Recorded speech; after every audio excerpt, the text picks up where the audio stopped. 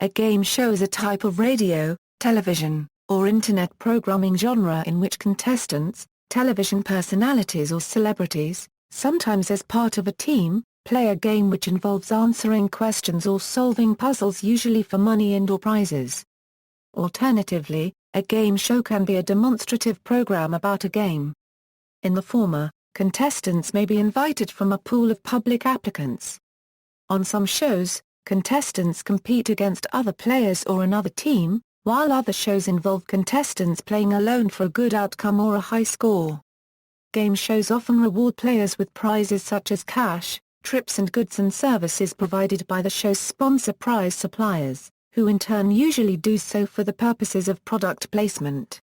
History: television game shows descended from similar programs on radio. The very first television game show, Spelling Bee, was broadcast in 1938. Truth or Consequences was the first game show to air on commercially licensed television. Its first episode aired in 1941 as an experimental broadcast. Over the course of the 1950s, as television began to pervade the popular culture, game shows quickly became a fixture. Daytime game shows would be played for lower stakes to target stay-at-home housewives. Higher stakes programs would air in prime time. During the late 1950s, high-stakes games such as 21 and the $64,000 Question began a rapid rise in popularity. However, the rise of quiz shows proved to be short-lived. In 1959, many of the higher-stakes game shows were discovered to be rigged. Ratings declines led to most of the primetime games being cancelled. An early variant of the game show, the panel game, survived the quiz show scandals. On shows like What's My Line? I've Got a Secret and To Tell the Truth, panels of celebrities would interview a guest in an effort to determine some fact about them. In others, celebrities would answer questions. Panel games had success in prime time until the late 1960s, when they were collectively dropped from television because of their perceived low-budget nature. Panel games made a comeback in American daytime television in the 1970s through comedy-driven shows such as Match Game and Hollywood Squares. In the UK, where commercial demographic pressures were not as prominent, panel shows were kept in prime time and have continued to thrive. They have transformed into showcases for the nation's top stand-up comedians on shows such as Have I Got News for You, Would I Lie to You? Mock the Week, QI and 8 out of 10 Cats, all of which put a heavy emphasis on comedy, leaving the points as mere formalities. The focus on quick-witted comedians has resulted in strong ratings, which, combined with low costs of production, have only spurred growth in the UK panel show phenomenon. Game shows remained a fixture of US daytime television through the 1960s after the quiz show scandals. Lower stakes games made a slight comeback in daytime in the early 1960s. Examples include Jeopardy! Which began in 1964 and the original version of the Match Game first aired in 1962. Let's Make a Deal began in 1963 and the 1960s also marked the debut of Hollywood Squares, Password, the dating game and the Newlywed Game.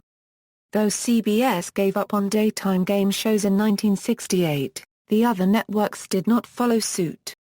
Color television was introduced to the game show genre in the late 1960s on all three networks.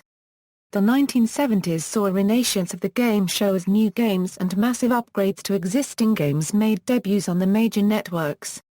The New Price is Right, an update of the 1950s-era game show The Price is Right, debuted in 1972 and marked CBS's return to the game show format in its effort to draw wealthier, suburban viewers. The Match Game became Big Money Match Game 73, which proved popular enough to prompt a spin-off, Family Feud, on ABC in 1976. The $10,000 Pyramid and its numerous higher-stakes derivatives also debuted in 1973, while the 1970s also saw the return of formerly disgraced producer and host Jack Barry, who debuted the Joker's Wild and a clean version of the previously rigged Tic-Tac-Toe in the 1970s. Wheel of Fortune debuted on NBC in 1975. The Primetime Access Rule, which took effect in 1971, barred networks from broadcasting in the 7 to 8 p.m. time slot immediately preceding prime time, opening up time slots for syndicated programming. Most of the syndicated programs were nighttime adaptations of network daytime game shows. These game shows originally aired once a week, but by the late 1970s and early 1980s most of the games had transitioned to 5 days a week. Game shows were the lowest priority of television networks, and were rotated out every 13 weeks if unsuccessful. Most tapes were destroyed until the early 1980s. Over the course of the late 1980s and early 1990s, as fewer new hits were produced, game shows lost their permanent place in the daytime lineup. ABC transitioned out of the daytime game show format in the mid-1980s. NBC's game block also lasted until 1991, but the network attempted to bring them back in 1993 before cancelling its game show block again in 1994. CBS phased out most of their game shows, except for The Price is Right, by 1993. To the benefit of the genre, the moves of Wheel of Fortune and a modernized revival of Jeopardy! To syndication in 1983 and 1984, respectively, was and remains highly successful. The two are, to this day, fixtures in the prime-time access period. Cable television also allowed for the debut of game shows such as Supermarket Sweep, Trivial Pursuit and Family Challenge, and Double Dare. It also opened up a previously underdeveloped market for game show reruns. General interest networks such as CBN Cable Network and USA Network had popular blocks for game show reruns from the mid-1980s to the mid-90s before that niche was overtaken by Game Show Network in 1994. After the popularity of game shows hit a nadir in the mid-1990s United States, the British game show Who Wants to Be a Millionaire? Began distribution across the globe. Upon the show's American debut in 1999, it was an instant hit and became a regular part of ABC's prime-time lineup until 2002. Several shorter-lived high-stakes games were attempted around the time of the millennium, both in the United States and the United Kingdom, such as Winning Lines, The Chair, Greed and Shafted, leading to some dubbing this period as the million-dollar game show craze. These higher-stakes contests also opened the door to reality television contests such as Survivor and Big Brother, in which contestants win large sums of money for outlasting their peers in a given environment. Several game shows returned to daytime in syndication during this time as well, such as Family Feud, Hollywood Squares, and Millionaire. The popularity of game shows in the United States was closely paralleled around the world. Reg Grundy Organization, for instance, would buy the international rights for American game shows and reproduce them in other countries, especially in Grundy's native Australia. In the United Kingdom, game shows have had a more steady and permanent place in the television lineup and never lost popularity in the 1990s as they did in the United States, due in part to the fact that game shows were highly regulated by the Independent Broadcasting Authority in the 1980s and those restrictions were lifted in the 1990s, allowing for higher stakes games to be played. Game shows have had an inconsistent place in Canadian television, with most homegrown game shows there being made for the French-speaking Quebecois market and the majority of English-language game shows in the country being rebroadcast from, or made with the express intent of export to, the United States. There have been exceptions to this. Unlike reality television franchises, international game show franchises generally only see Canadian adaptations in a series of specials, based heavily on the American versions but usually with a Canadian host to allow for Canadian content credits. The smaller markets and lower revenue opportunities for Canadian shows in general also affect game shows there, with Canadian games often having very low budgets for prizes, unless the series is made for export. Canadian contestants are generally allowed to participate on American game shows, and there have been at least 3 Canadian game show hosts. Monty Hall, Jim Perry and Alex Trebek, that have gone on to long careers hosting American series. In the U.S., CBS is currently the only major network airing daily national game shows. It still airs The Price is Right and, as of 2009, is also airing a revival of Let's Make a Deal. Deal airs on weekdays at a time chosen by each CBS affiliate, while Price airs weekdays at 10 a.m. or 11 a.m. in most markets. Although ABC does not air any national game shows, Its syndication wing Disney ABC Domestic Television distributes Who Wants to Be a Millionaire, and many of their local affiliates air it in syndication. Of U.S. radio stations, the oldest, continually aired quiz show was simply Trivia on WYSO until the station cancelled it in 2014. Prizes: many of the prizes awarded on game shows are provided through product placement. Although in some cases, they are provided by private organizations or purchased at either the full price or at a discount by the show. There is the widespread use of promotional consideration, in which a game show receives a subsidy from an advertiser in return for awarding that manufacturer's product as a prize or consolation prize. Some products supplied by manufacturers may not be intended to be awarded at all, and are instead just used as part of the gameplay. For high-stakes games, a network may purchase prize indemnity insurance to avoid paying the cost of a rare but expensive prize out of pocket.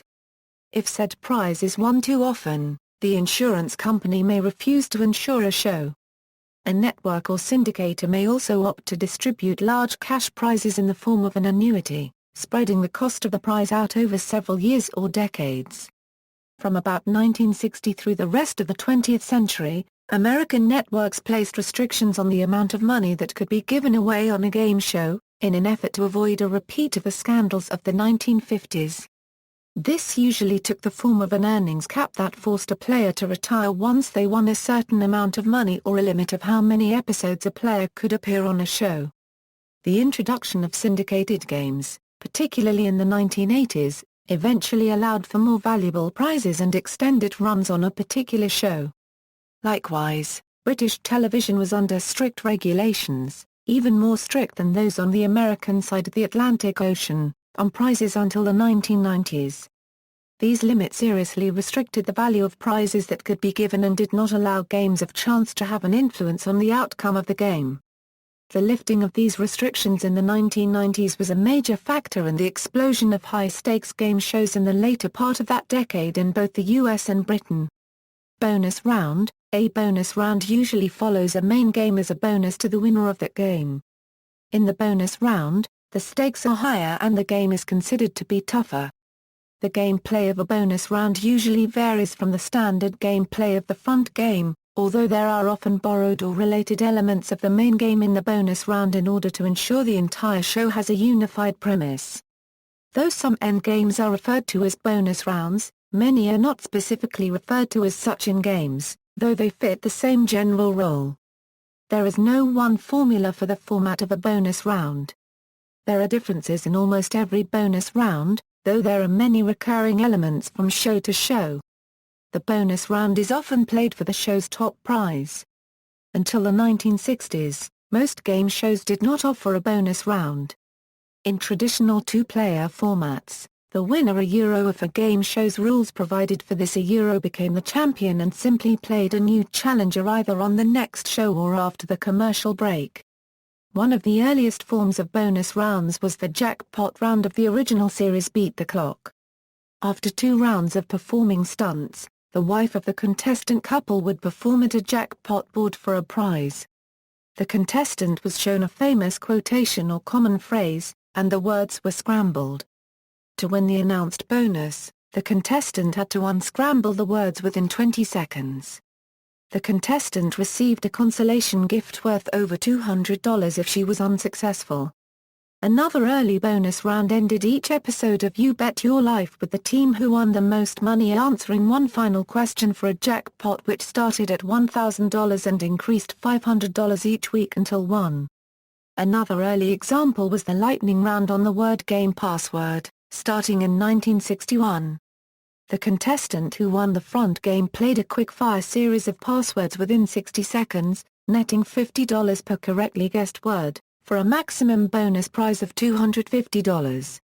The bonus round came about after game show producer Mark Goodson was first presented Password, contending that it was not enough to merely guess passwords during the show. "We needed something more, and that's how the lightning round was invited," said Howard Felsher, who produced Password and Family Feud. From that point on, every game show had to have an end round. You'd bring a show to a network and they'd say, "What's the end game?" As if they had thought of it themselves. The end game of Match Game served as the impetus for a completely new game show. The first part of Match Game's bonus round, called Audience Match, asked contestants to guess how a studio audience responded to a question. In 1975, Goodson decided that this line of questioning would make a good game show of its own, and the concept eventually became Family Feud.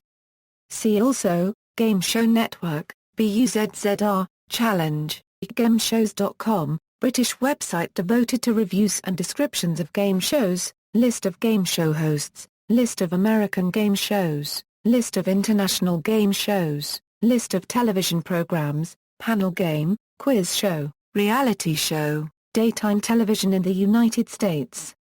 References, programs azwyzo.org. ABC Graham, Jefferson, Come On Down.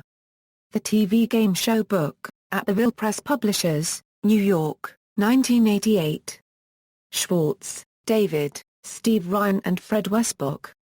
The Encyclopedia of TV Game Shows, 3rd edition, Checkmark Books, Facts on File Incorporated, 1999, pg. XVII. ISBN 0-8160-3847-3, Graham, pages 54. Graham, pages 56. External links, Game Shows at DMOZ, 10 Things Game Shows Won't Tell You.